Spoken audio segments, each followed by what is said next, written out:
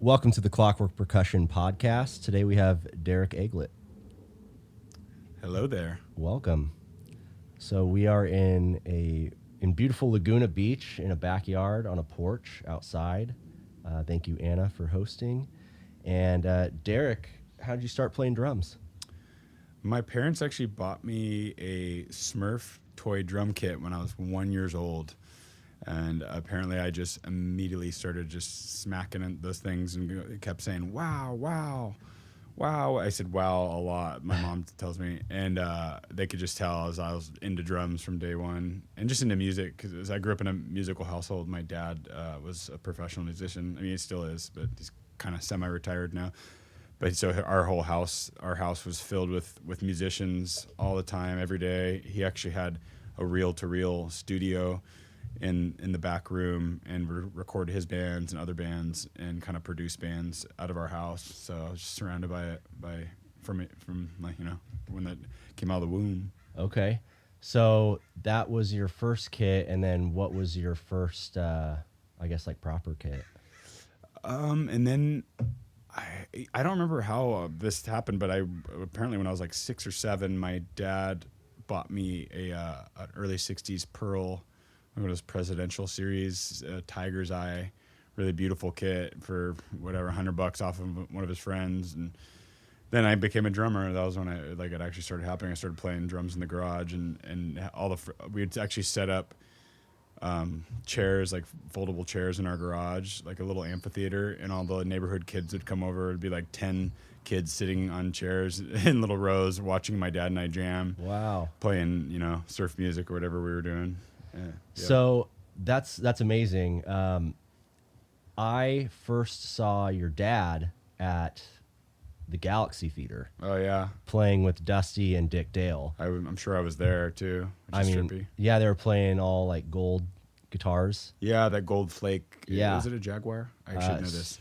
Maybe a P-bass. I don't know. Well, my dad's was a P-bass, yeah. But Dick, I think it was a Jaguar. I should know that. But yeah, the very distinct gold flake Dick Dale guitar. Okay. Yeah. Yeah, and I think Todd Stedman and the Fat Tones opened up, and I bought their CDs because I thought they were so cool. That's a great name. Todd Stedman and the Fat Tones. Yeah. It almost sounds made up. My dad and I always make up silly surf band names, Henry Finkeldink and the Twizzler Sticks or whatever. Tones, the duo Tones. It's always something Tones. Okay. Yeah. Right on. So you've been playing since you were a kid. That's actually really common with a lot of the people I've talked to, and I'm jealous. Well, you made it for lost time. Well, kind of you to say. What was your first band? My first band is actually called Dick's Permission. It was with Tim Duenas, who's now a world famous hair cutter. He up in L.A. I saw him recently. He's up in Hollywood. He's phenomenal. Look him up, Tim Duenas. He does the hair of the stars. It goes to the Oscars, and he's a big time. So he's super successful in the hair industry. But he was kind of an aspiring musician, singer at the time. He didn't really go down that path. But when we were kids, we put a little band together. I think it was in 8th grade. Tim Duenas, Brian Clem, who's still a professional musician. He was in the Suburban Legends, killer ska band. Yeah, they still play here and there, I think. And I think this kid John Davis, who's still around, but now he's like a family man, not a musician. But we put this little band together, and we're coming up with a name, and we were playing Miserlou, the Dick Dale song. And I said, we should get Dick's permission to play this song. And everybody's like, that's a great band name. So that became our band name. I think we even printed little stickers. And recently somebody made shirts because my mom's friend found out that was my first band. And he printed Dick's Permission shirts like a year ago for my birthday. Wow. So we have Dick's Permission shirts. They're pretty dorky. Nice. Yeah, that was the first band. Yeah, we didn't really play any shows or anything. We just played in my garage and just kind of petered out. It was really, really not good. Okay. So then what are you doing now? So now I'm doing a million things. I started playing with Henry and Adam from King Tree and the Earthmothers a couple years ago.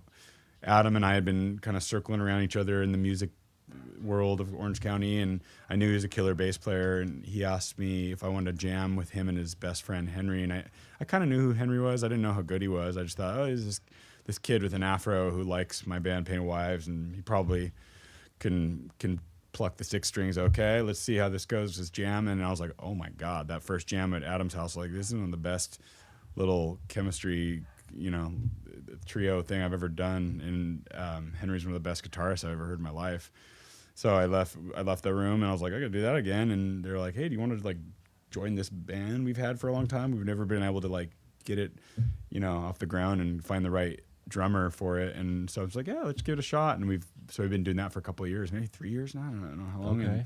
And then Henry had a group of songs he had, written throughout the years, and he pitched them to us. And basically we're like, because we don't have a lot of time together, we just said like, yeah, let's do these songs. They're great songs. And kind of added my take to them drum wise. And we went out and recorded them with Corey Gash in Santa Ana at his spot, Pheasant Studios, in 4 days, and knocked it out. And mastered by this guy Chad Gorman, I think his last name is. But yeah, now it's out, and the vinyl and CDs are printed in Europe, and we're about to do our first tour. Awesome. So that's one band. What's the record called? It's called Modern Tense. Modern Tense. Yeah. And how can our listeners find the band? It's on all the platforms, and Cream Tangerine, the record label. Oh, Parker. He's putting it out on his record label. So he's sick. He's shipping them back to the U.S. from Europe, and he's gonna actually put his label on it, and helping us out. Yeah, very cool. So you can get it the pre-order now through him. The link on it's on his Instagram or his website, Cream Tangerine, and then other than that, I'm sure the link will be on our website. I should do that actually. Okay. Yeah. And then not every country, but like what countries are you excited about touring to? I've never been to any of these countries we're touring except for Spain. So I'm excited to go to Spain because I love Spain, but I'm excited to see it all. I've never been to Belgium, Switzerland, Austria, Germany, Netherlands. I've never been to any of these places. So it's pretty amazing. It's gonna be my first time doing it. And the ironic part is my dad didn't start touring Europe until his 40s with Dick Dale, when they got basically a second wave of fame after Pulp Fiction came out. So he didn't start touring until he was in his like mid 40s, and now I'm starting to tour through Europe in my 40s. I'll be turning 42 in Germany in a couple weeks. Wow. So it's pretty trippy the way life works, No kidding. Yeah. All right, so that's King Tree and the Earthmothers. What's number 2? Zorn.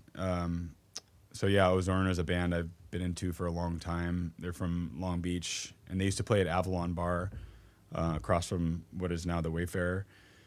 And excuse me, Justin Suter, lead singer of Painted Wives, was leaving the Detroit bar, which is now Wayfarer, one night, 10 years ago or something. I don't remember how long ago. And he heard some insane, loud, sludgy riffs coming out of Avalon, and he's just like, I gotta see what this is. This is unbelievable. Like the tones were so gnarly that he'd never heard anything like it really. And he pulled in, and 2 guitarists, no bass. Each guitar had 2 outputs. One output going to an octave divider and lowering it down by an octave, and it's already down tuned, baritone strings. Wow. So each guitar had a split signal and 2 setups, a guitar setup and then a bass setup, and the bass setup was divided down by an octave. And so you had 2 guitars like that, and then a drummer, and then Bill Kelty just screaming on vocals and gnarliest voice. And so he got all these 4-song EPs Justin Suter did from that show, and he was blown away, and he gave one to me, and then I became a huge fan and listened to that thing hundreds of times and just worshiped that 4-song EP. And then fast forward like a decade, and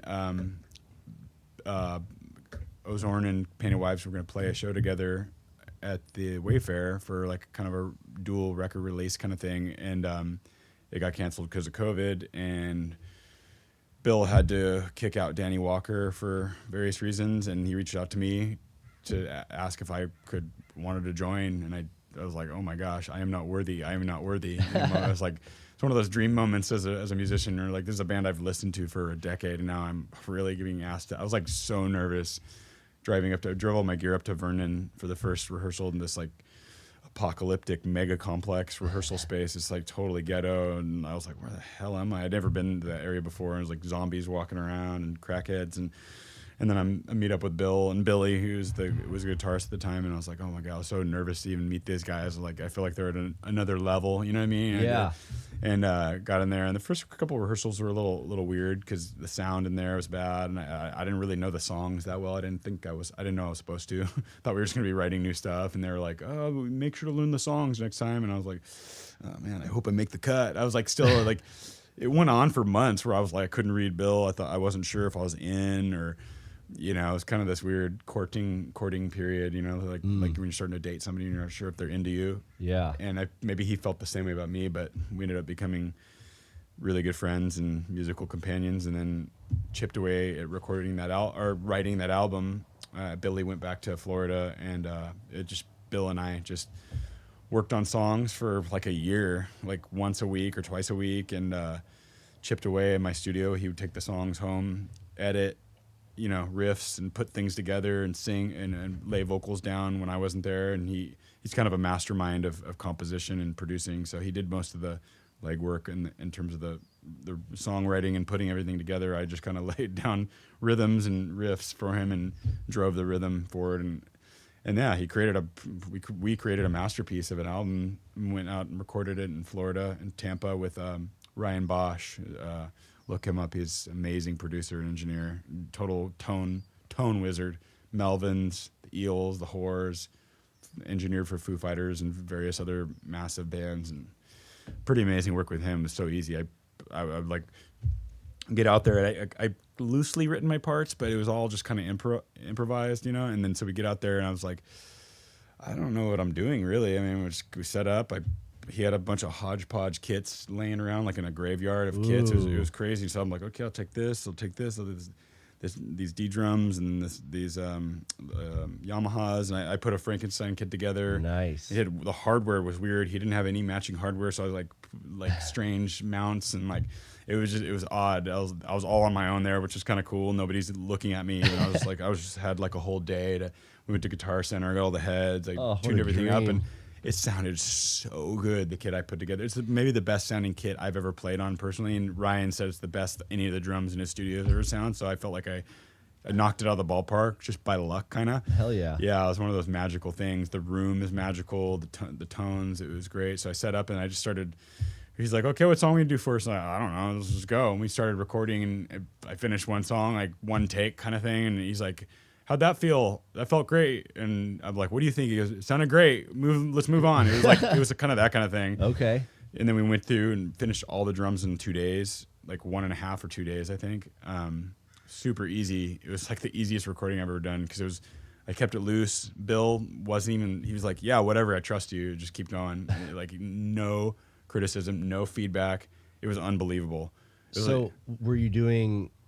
Do you have like a scratch track to a click type of thing, or how'd you? No, I just recorded to a click and drums. And okay. Oh, wait a second. You know what? Some of the songs, I have such a bad memory sometimes, but I think some of the songs I did do is we did a scratch track. Bill laid on a scratch track. But then some of the songs I think I just did with nothing except for the drums. Wow. Yeah.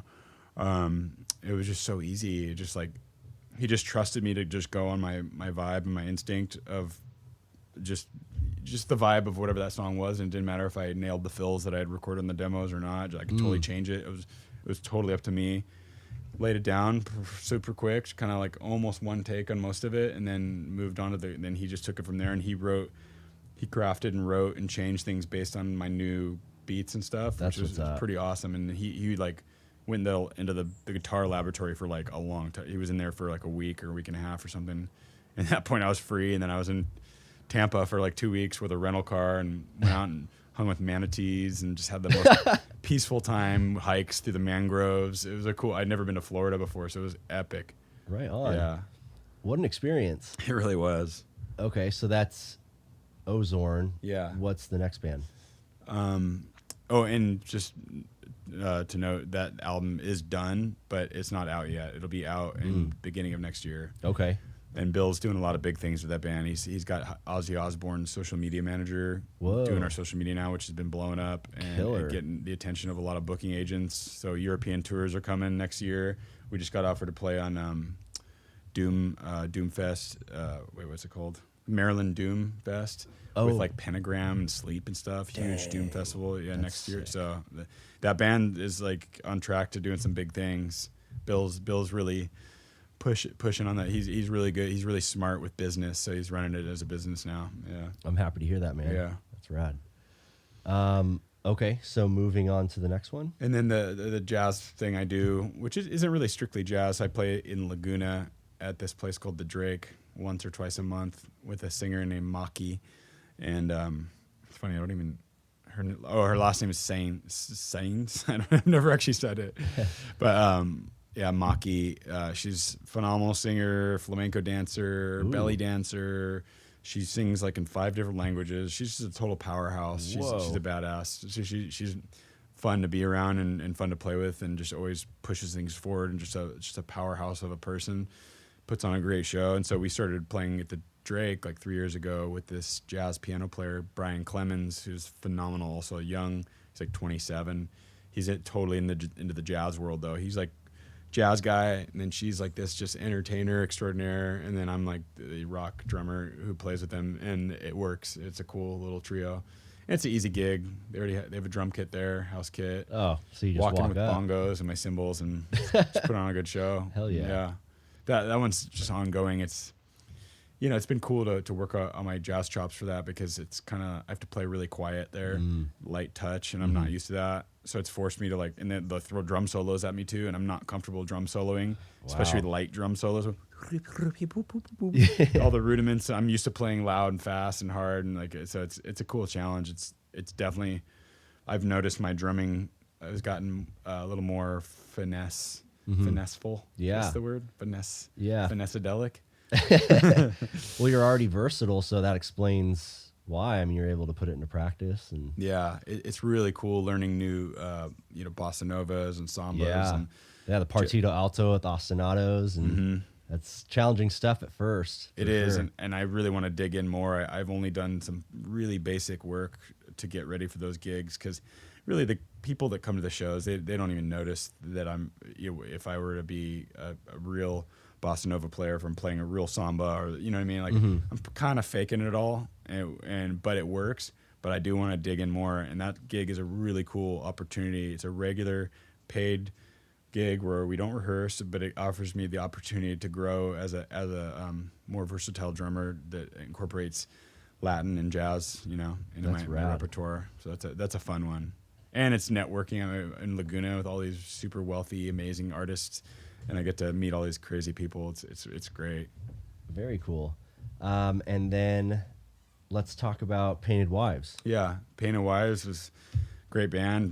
Been together like 12 years or something. We used to be called Railroad to Alaska, and put out a couple 4-song EPs back in the day, and we have 2 full lengths out. One of them was released by Sony, Century Media, and toured with Avatar, and toured with Lacuna Coil. That's right. Yeah. What was that like? Big tours. Yeah, the Lacuna Coil tour was honestly the experience of a lifetime. We got hooked up on that. Like Century Media just threw us on the tour, and we played first, but actually that was like the best slot, because we got to basically set up and leave our gear and do a line check and just play, instead of doing a sound check and then having to load our gear back off the stage, which a lot of the middle bands had to do. Right. So it was actually primo to play first. And those gigs, when it's that big of a touring act with all the pre-sale tickets, the fans show up early. There's a line at the door. There was a line out the door around the corner of every gig on that tour. Built-in audience, ready to come in as soon as doors open. Ugh. So as soon as doors open,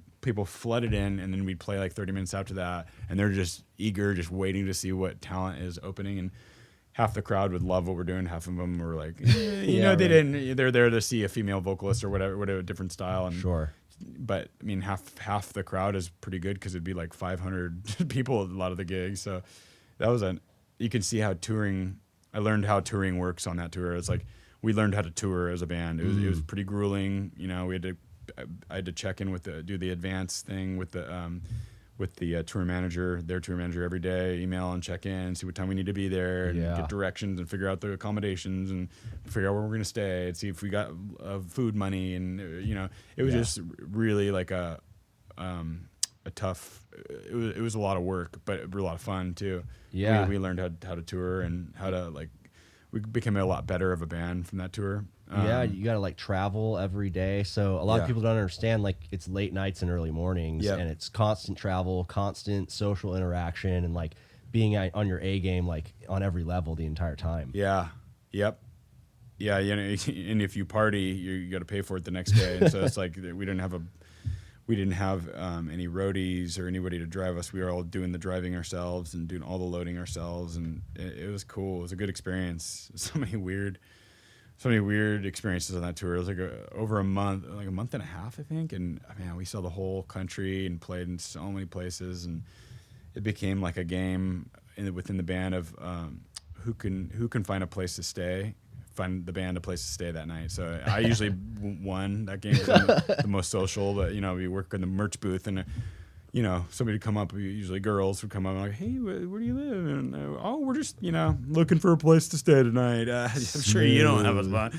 And then too, so many places we crashed, like just weird experiences. Sleeping in the van, like in people's parking lot, you know, in front of their houses, and like two of us would sleep in the house and two of us would stay in the van. And we stayed in one place with like ferrets and dogs and cats, and it's just so many strange places. Yeah, but anyways, I kind of sidetracked. What were we talking about? Oh, Painted Wives. That's epic. Yeah, epic experiences. It's like a whole separate podcast just to describe that tour. You know, it's just so many things. But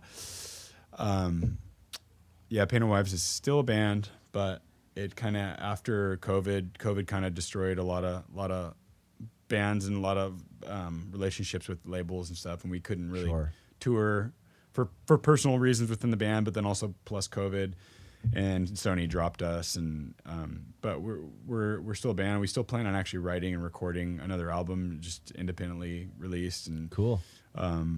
But in the meantime, we'll play one show a year. That's our thing right now. Okay. One show a year at the Wayfair. Yeah. We're playing in December. I think December 7th or 9th. Nice. I'll get the date, but yeah. Okay. We played with you 2 years ago. That's right. Yeah. Oh, yeah. Which was sick. Uh-huh. The first time I saw you guys, you were still Railroad to Alaska. Mm-hmm. And my friend Sergio was always like, oh, yeah, they're really good. You got to check them out. So I saw you at Le Cave. Oh, shit. Never heard you before. You know, this venue is small, low ceilings, vocal mics only. And opener song was Heavens to Betsy. Oh, yeah, that's a great song. Yeah, dude. And I talked to Jeff about that. He said it was one of those songs that he just kind of like wrote in a day. Yeah. Type of thing.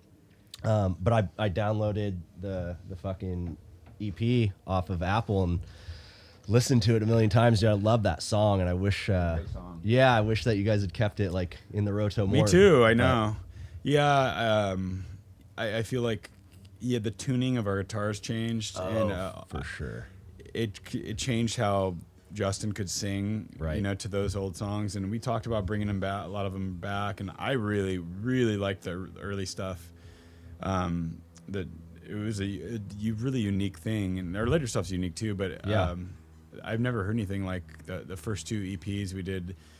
I think the tuning and just the whole vibe of the band was very strange. It was a unique thing because it was like somewhere in between metal and grunge and like indie rock or whatever you'd call it, and it had a really distinct, unique style. And Jeff wrote cool riffs to his like Heavens to Betsy, and he had a few other. I forgot the other. There was other one called Handsome. Do you remember that song? I don't know if you remember that. It's an odd time signature. I think it was, I forgot, 7/8 or 5/8. Jeff always wrote in odd time signatures. We call him Odd Time and Lyman. That's a sick nickname. But he has cool. He wrote cool riffs. He's not like a super technical guitarist at all, you know. But he writes really trippy, ethereal, strange riffs that nobody else does. So that the early stuff was a lot of Jeff influence, which was cool. That's what's up. Yeah. And then we were talking just before we started recording here. Your first, or maybe you said that right in the beginning, your first love was surf music, and then you're also playing with Mr. Eliminator and the Surfbeats, the working title. Mm-hmm. So how's that going? It's great. I love playing with Alejandro, and we have Rory Justice. You know Rory? Yeah. Rory, legend, total legend, rockabilly legend. His dad's amazing musician. He comes from that amazing lineage. Their family is like some of the most creative, weird people I've ever met in my life. The first time I met him, I was living at Bowling Green in Costa Mesa. Yeah. I think you'd went to that house before. I lived in that house. Oh, really? Yeah, I didn't know you lived there. I lived there. Did we live together? We didn't know it? I lived there when Austin's dad first bought it. Oh, okay. So maybe way before me. I was you were okay. Yeah. Yeah. I mean, I know there was a lot of turnover in and out, so I lived there twice actually. Wow. But was Heather living there when you lived there? The second time. Oh, the second, because she lived there when I lived there. Okay. And Vanessa. Yeah. I lived with Vanessa and Jen Greer. Okay. First time I met Rory was at that house, and we had like some type of organ situation in the garage, and he started playing Golden Brown by the Stranglers, and it was sick. And I was just like, I didn't know people could play that, because it's like in that movie Snatch. After I've actually never seen it. Oh man, Brad Pitt knocks this guy out in like a underground boxing tournament, and like then that song kicks in, and that's really weird timing too. But I was like, immediately I respected Rory for that. So continue. Great dude. I love Rory. He's amazing to hang around. His energy is so unique, and he's such a gifted musician, and collects weird gear, and just he's a wizard, And so yeah, he's playing with us. But the band's kind of loosely put together right now. It's basically Alejandro get offered these gigs, and he reached out to us and said, "Hey, can you do it?" And so we've done a couple of those recently, and they're great. It's so fun. Turnouts are good because people love to see surf music, and they love to dance. Yeah, every time I go to one of those shows. Yeah, it's great music to dance. Surf music is just fun. It's just party music.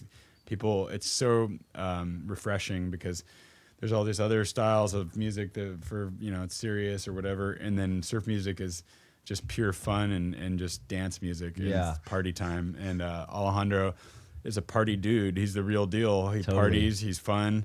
He's got the personality, and he's got the gear and the technique, and like chops. He rips. He rips. So he's the real deal surf guitarist. I mean, he really is good. Yeah. And then my lineage is surf music. My whole everything in my life was paid for by surf music, basically, because my dad made a living playing with the king of surf guitar, Dick Dale. That's incredible. So it all came full circle when I actually ran into Alejandro. We hadn't seen each other in a few years, and I ran into him with his mom at Baja Fish Co. on 17th Street. Okay. And he's like, "Hey, dude, I got this surf gig. It's a Dick Dale tribute. I think you'd be perfect. You should play like percussion or something. We already got a drummer. You could play like tambourine." I was like, "Do you guys need horns?" I play sax. He's like, "Are you kidding me? You play sax?" So yeah, I'm like, I brushed up on my sax. I learned the solos from the old Dick Dale albums, and we rehearsed a few times. Adam did on bass, and it was Joel on drums. Yep. So we did that show, and it was crazy. It was like this Volcom party or something. It was packed. Oh, sick. With Newport Costa Mesa surf people at the Wayfarer. It went off. And then that became a thing. And then we played at our buddy Derek's wedding with me on sax as well. And then later, like years down the road, recently, like Joel kind of disappeared a couple years ago, or 4 or 5 years ago. He just kind of dropped off this planet. Nobody talks to him anymore. And so Alejandro's been asking me to play drums. And so now I play drums with him, not sax. Right on. All right. So, wow, that's 5 working bands. It's got to be something else. Well, you give lessons too. Yeah. I'm trying to think if there's other musical projects. Well, Justin Suter and Justin Morales and I also have like another thing we did recently, but it'll probably just stay with the recordings, called Midway City Ritual. And Henry is soloing a bunch on that album, playing guitar, and Adam Ditt on bass. Okay. Actually, he didn't record the bass on that, but that was kind of the goal, is to have that be the lineup of the band. So we're actually we recorded a bunch of songs, and we plan on putting that out as kind of like the demos, just release a bunch of professional demos, basically. That's sick. Yeah. And then weren't you doing something with Timmy Lunsford? He was. I wasn't in that part. No, that's with Brendan Murphy. Okay. That's Divinorum. The Justins and Timmy. Different drummer. It's this guy Steve, who we rent our spot from, who actually lived next door to Bowling Green. Do you remember the next door neighbor Steve? Yeah, Monroe? Steve Monroe with the weird cat. The cactus front yard, like Yeah, the yeah. succulent front yard. Steve Monroe. Okay. Yeah, he's the drummer in Divinorum, and he's who we rent our Santa Ana warehouse rehearsal space from. Wow. Yeah, he's a killer drummer too. He's played with Throw Rag, a bunch of well-known drummers. He was in the Avenger, Corporate Avenger. Anyways, great drummer, great dude, handsome dude too. All right, what drumsticks do you use? Oh, dude, I'm not anything somebody hands to me. I'll just use. I really do not care. It's weird. I have like all these mismatched drumsticks in my bag, and I just reach for whatever feels good in that moment. Really? I swear, yeah. Wow. It changes all the time, and I used to think that I need to stick with the same thing, and I never could figure out. And finally, I just realized it doesn't matter to me. Like with the Alejandro band, I play with lighter sticks. Mm-hmm. And then with King Tree, I usually play, or King Tree or anything heavy, Zorn, I play with big, fat, 5Bs or even like 2Bs, like really big ones. Yeah. Or the jazz, and then the jazz band, I play little teeny skinny sticks that have like this like plastic or this like rubber grip on them. It feels kind of good, Okay. But yeah, I'm not loyal to any brand. Or any type of stick. It's like I'm always changing that. It's trippy. That's cool. This is a first. Really? Yeah, everyone has like their set thing. I mean, they change from time to time, as I think anyone would with gear and stuff, but just grabbing out of the bag, man, I like that. It's very spontaneous. Sometimes I play with mismatched sticks. Actually on stage, I'll play with like a 5A, and my left, usually I like to play with my right, usually I'll play with, like, if I'm going to do a mismatch, I'll do the heavier one on my right. Okay. And then the lighter one on my left. Okay. It's strange. I don't even know why I do it. I like kind of fucking with my comfort levels and like just experimenting and just seeing like what feels good in that moment. And I don't know. It's odd. That's cool. It's very in the moment. I dig it. Yeah. Who's your favorite drummer of all time? Whoa. Heavy. Man, I really like Ginger Baker a lot. Okay. I always come back to him. But I have to, there's like a top 5, I feel like, so it's Ginger Baker, Mitch Mitchell. Okay. Mario Duplantier from Gojira. Yeah. Bron Daler. Yeah. Vinnie Paul. Okay. But man, I want to throw like Joe Morello in there too. I want to keep expanding. It's hard to. I mean, list them. Joe Morello, Elvin Jones. Yep. Max Roach.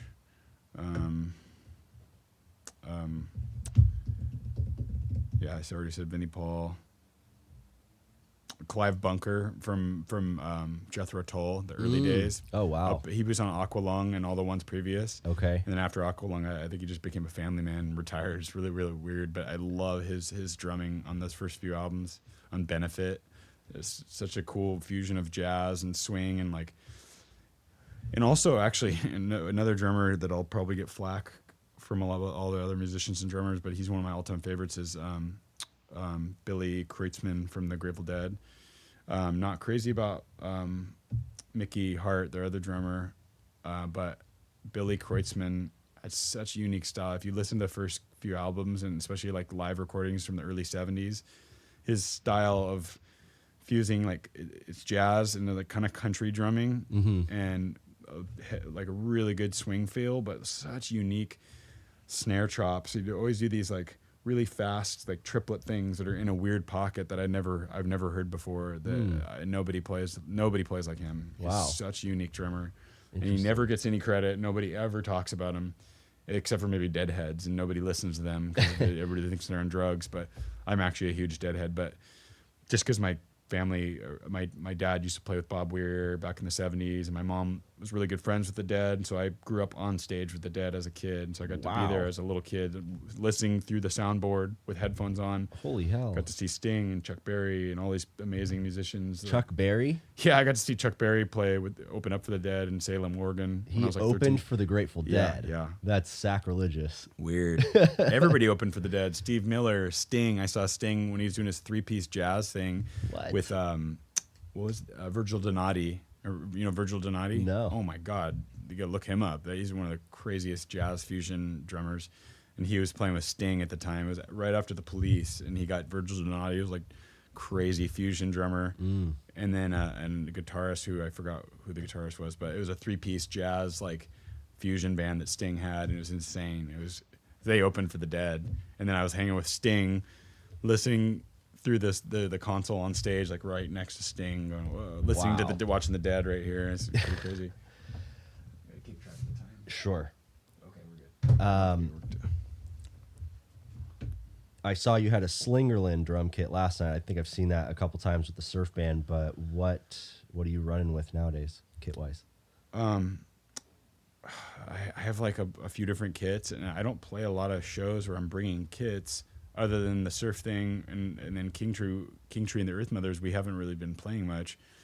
In the jazz gigs, they already have a house kit, so I really don't play a lot of gigs where I'm bringing a kit. So it's hard to say.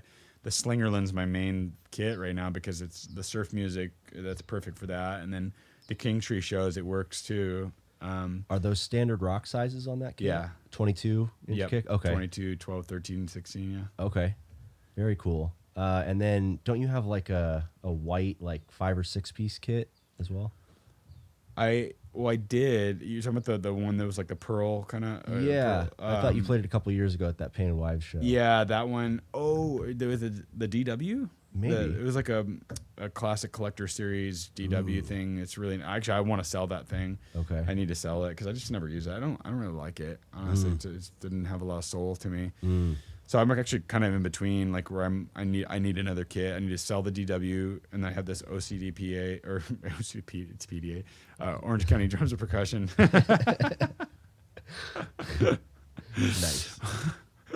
Yeah, it's a white. It's maybe the one you're thinking of. I toured with that one actually, and it's not that cool of a kit. It's just like Keller shells from the early days of Orange County Drums and Percussion. Okay.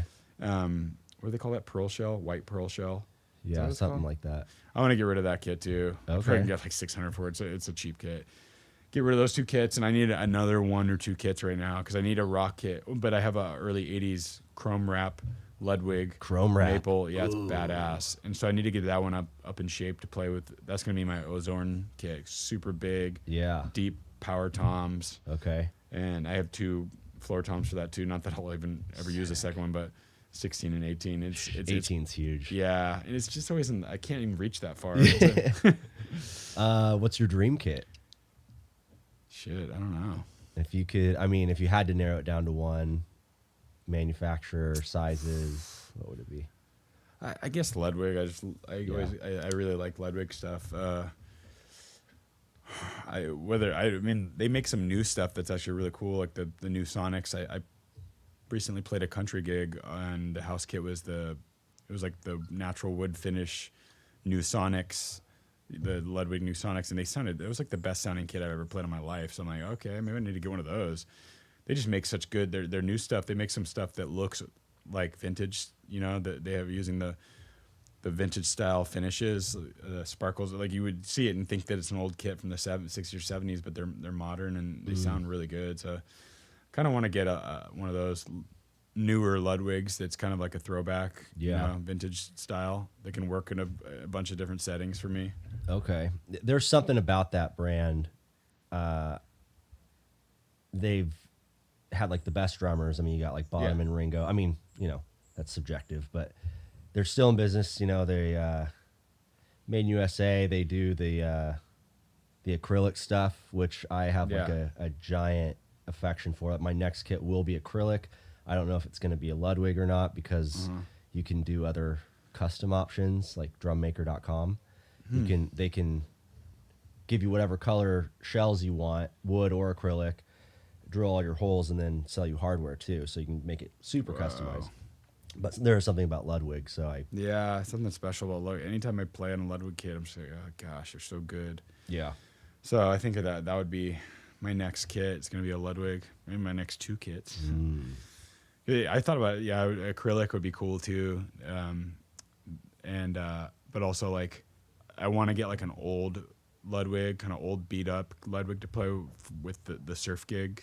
And the country gigs. Oh, and I'm playing with Gethen Jenkins too. That's another project. That's the one I was forgetting. Phenomenal singer, Gethen Jenkins. His music's on Yellowstone, the show. He's the real deal. He's a country outlaw, and he really is a country outlaw dude. He's rides motorcycles.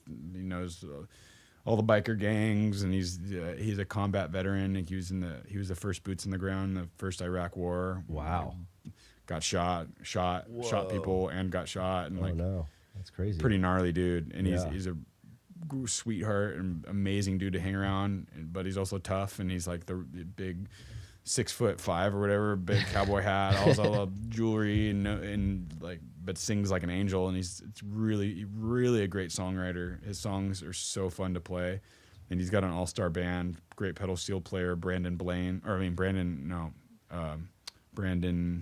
I'm forgetting his last name. Brandon Blaine's another guy from Plague Vendor that does Landers. I'm mixing the Plague Vendor. That's pretty. Oh, Brandon Conway, and then Elijah Peters on harmonica, who's also a genius in his own way, in his own right. He phenomenal songwriter and singer, so he's playing the band.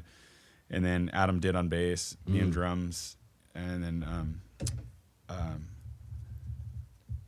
what's the singer's name I'm talking about? Gethen Jenkins. Gethen is the lack of sleep kicking in finally. Gethen on lead and or lead vocals and acoustic guitar. And it's just like it's a badass band. We just did a little NorCal tour and played in Sutter Creek Theater, which is like one of the oldest theaters in California. It's in Sutter Creek, where we just discovered gold. Old gold rush town in the middle of the mountains. It was so fun. In a cowboy band. Dude, it was rad. Yeah, it's a fun band. We don't have anything booked until next year, though, because of my tour coming up. Adam and I, we're both leaving on the same tour, and so we're that band. But that's a great band too, with the bright future, because he can Gethen's a star. Like if you see us, it's everybody that sees that band is blown away. That's a fun band too. Yeah. Oh, and I should also mention, I played in a band called Pinkly Smooth, with you don't know about this? I don't know. So the Rev, Jimmy Sullivan from Avenged Sevenfold. Okay. And Brian Hayner, who's AKA Sinister Gates. Yeah. We all went to high school together, and I started kind of tinkering around on sax. And they, at that time, and they auditioned me to be in their like Oingo Boingo type band in freshman year in high school. And then they went to a different high school. I didn't see them for years. And I got back in touch senior year. I ran into Jimmy at a party, and he saw me playing. And he's like, "Well, you got a lot better on drums. Let's talk." And so we started hanging out, and they played me these demos that they had recorded of this band, Pinkly Smooth, that they're putting together. And Avenged Sevenfold did exist at this time, I think, but it was Jimmy and some other members and Matt. But it was just like a high school band, like kind of hardcore music. And then they had this band, Pinkly Smooth, and it was Jimmy on vocals and piano, and he wrote it all, and with Brian Hayner. And it was just like prodigy music. They played it at my house. My dad heard it from the next room, and he came in when they left. He goes, "You got to play with these guys. They're going to be rock stars. Like, this is some of the best music I've ever heard." Whoa! And Jimmy's voice was like nothing I've ever heard before. I'll send you some links to the YouTube videos, please. But so then Avenged, we played a few shows. Pinkly Smooth played a few shows, fully costumed, face paint. It's like goblin cartoon metal music, and so we had face paint and cloaks, and we played at Hoagie Bar Michael's. Nice. And it went off. It was a rad band. And then it just kind of never went anywhere because Avenged got huge, and they became like international rock stars. I see. And so we never played again. But I maintained a good friendship with Jimmy, and then he eventually passed from drugs when we were 28. Oh, I'm sorry. But then Avenged just kept getting bigger and bigger. Now they got Brooks Wackerman on drums, Chad Wackerman's son. Yeah, who was Bad Religion, and you're right, unbelievable drummer. So they're bigger than ever, headlining stadiums across the world. Yeah, full rock star mode. And so that band, Pinkly Smooth, has this crazy cult underground following of like, I don't know the number, but it feels like millions of fans around the world, because I get contacted daily by fans from around the world and say, "Are you really Superloop?" That was my name of the band. "Is that really you?" And I'm like, "Yeah, it was." I mean, I didn't record on the album. It's Jimmy. He recorded the drums because he's so much better than me. So it made sense for him to do it because it was all like prog metal. But yeah, I was the live drummer. And it was a crazy thing to be a part of, because to see that Wow. the fan base, especially after Jimmy died, the fan base just exploded because he became this legend, and it keeps growing. It's wild. Like I have fans of the band all over the world, and I was involved in something that it's pretty cool. It inspires all these kids around the world that are Avenged fans, and then they get into Pinkly Smooth, and now it's like Pinkly Smooth fans are hardcore because it's such unique music, and they feel like they got their special connection with it. Yeah. Kind of like when you just like Mr. Bungle or any of these weird bands For that sure. develop this cult following of, Yeah. you know what I mean? It's like a special relationship when you have your weird band that nobody else listens to. And Yeah, that's yeah. Pinkly Smooth. And I you feel get like to tell people about it. Yeah. You were in one of those bands. Yep, I was in that band. Yeah, That's amazing. Yep. We're nearing the end here. What does drumming mean to you?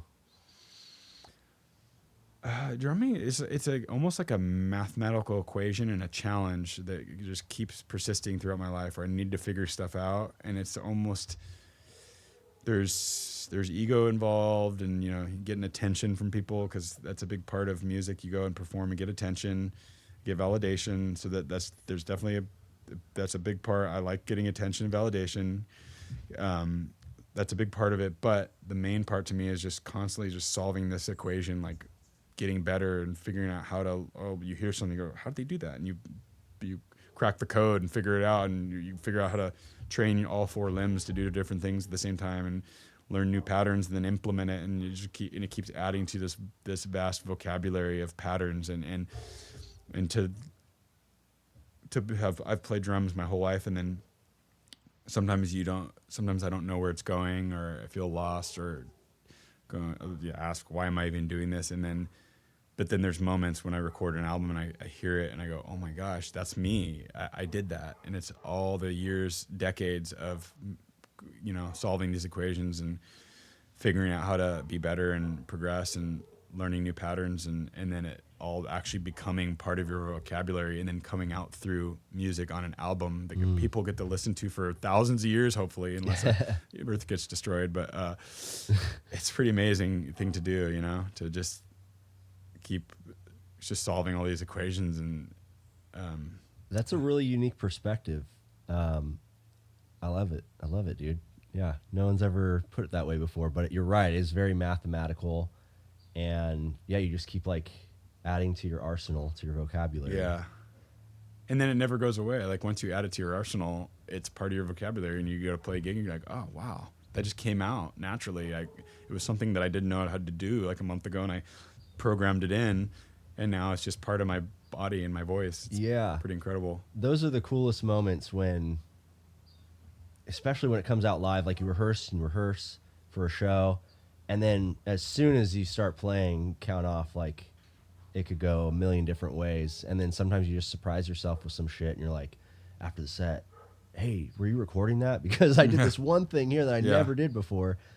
That's really cool. I mean, you're playing with 6 bands or so, and so you probably have so many different avenues in your mind about Totally. Like energy levels is really kind of what it is. Like music's just vibrations, and you're channeling several attitudes for each band. Yeah, and actually, as you were saying that, I realized the part of the equation solving is figuring out how to not just play the drums and figuring out the equations of yourself and how to like become a better drummer and the rhythmic patterns, but mainly to, like, when you start playing with the band and you start recording and writing riffs or writing drums to the riffs, is figuring out the equations of what to play. Like they start playing, your guitar starts playing a riff, and you're like, okay, I've never heard this riff before.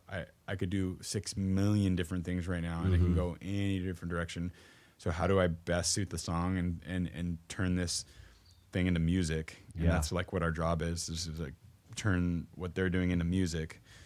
And it's such a cool challenge and it's like I've gotten so much better at that as a drummer. That I've seen that progress in my life, and that's kind of like what I'm priding myself on now as a musician is any band that I'm in, bring a riff to me, and I'm gonna like put my own voice of drumming onto it and figure out how to like turn it into something, even if it's not what you thought it would be when you thought of the riff. Like I'm gonna turn it into something else totally different maybe, but bringing my vocabulary of drumming and equation solving into the mix, and then turning this into music. So that's the ultimate.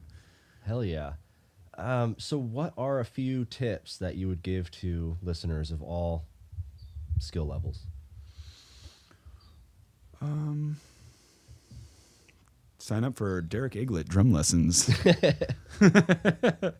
Kind of, I'm not really joking actually, but geez, tips. That's tough because I look at my life and I'm kind of on my own for most of the part, but I just feel like teachers are really important, like music teachers and drum mentors, and even if you just go for one lesson to somebody that you respect a lot as a musician, go and study with them for a couple lessons, and you can learn so much. I learned so much when I went to Ndugu Chancellor. I took 2 lessons from. You know who Ndugu Chancellor is? No, he was on Billie Jean, the song Billie Jean by. I don't know if you've ever heard of somebody called Michael Jackson. And he was on a few other songs on that album, and then he played for George Duke, legendary jazz guy. Yeah, and, some other. He was in like the band Weather Report or something, or some jazz. Weather Report's amazing. Yeah, I think he might have been in there for a bit. Legendary drummer, kind of underground, like not a lot of people know his name, but total jazzy funk legend. Okay. And I got his number from bass player, Alfonso Johnson, who's a good friend of my mom's, and he's a legend in his own right, a total jazz legend guy. He was in Weather Report. And he teaches at USC in the music department with this guy in Ndugu, and I was like, oh shit, I've heard that name. Hook me up with him. And so I drove up to Vernon Heights and took a lesson from him, and he's mind blowing. Just like taught me how to relax and breathe, and because I was like tight white kid, and he's like this loose old black dude. He taught me how to kind of be like a loose black dude, like when I'm playing drums, and I'm still probably struggling with tightness sometimes, but. He revolutionized my drumming. Just in those 2 lessons, I became way more relaxed.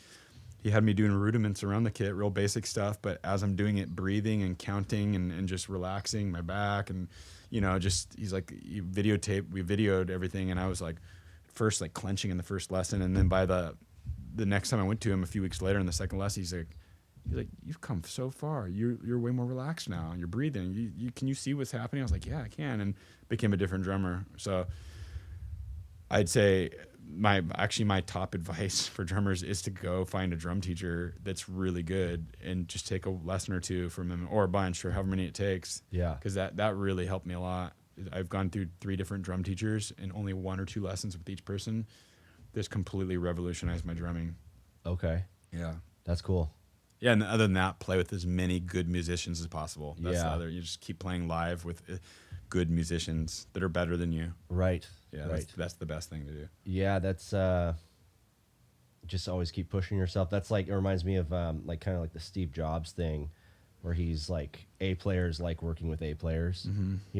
Of course you have to be a B or C player to work your way up to an A player. I don't know where this metaphor is going, but but you have to do all of that. You have to work, but just playing with people better than you will make you better. Makes it does. you stronger. And it's like, even when you have self-doubt in a situation, like when I was going to rehearse with Zorn, I was so nervous. I didn't think I was good enough. Those are the situations that are the best for you. Push yourself through it. If you're nervous and you don't think you're good enough, do those. And then you'll realize, oh, I am good enough. Yeah. Or it's a disaster and you learn from it. Well, that's crazy to me, man, because you've already been playing with like Railroad and Painted for so long before Zorn. I mean, it's just funny, like the way that we think about things, I know we get in our heads. I get in my head a lot, and I've gotten a lot better at that though with music. Like now I realize I'm like, the crowd. Okay, I consistently hear from people they think I'm a good drummer, and I used to it didn't even register. I was like, no, I'm not. I just didn't. People would say it and it would just go through because I know I'm not. But now, I think it's important to have confidence as a drummer, and I've realized that. So now I'm embracing being a badass drummer, and I'm like, cool, I am that. When I'm on stage, I'm gonna embody that. I'm gonna be confident because people want to see that, and it feels differently when the drummer's confident. It lifts everything up and it pushes everything forward. So it's like, just be confident in whatever you're doing. Yeah. Well, it's kind of funny because you wouldn't have been asked to be in so many bands unless you were competent, but like your motivation to always get better is probably what like is driving you Yep. to like, you know, be in better bands. And you're like, oh, these guys are so much better than me. You know, I got to play. So I respect that. It's really cool. Oh yeah. Anything else that you like to add, Derek? No, I don't think so. If anybody's got any kids that want to learn drums, I teach drum lessons and I specialize in teaching kids. Awesome. Yeah. How can they get a hold of you? I actually have a website. It's DerekEglitDrums.com. That's DerekEglitDrums.com. And that's Eglit with 1 G. Yeah, Eglit. Nice. Cool. Well, it's been a pleasure having you on. Thanks for having me in this bitchin' patio, dude. Yeah, little hummingbird flittering about over there. Oh, cool. And good luck on tour. Thanks. Yeah, hell yeah.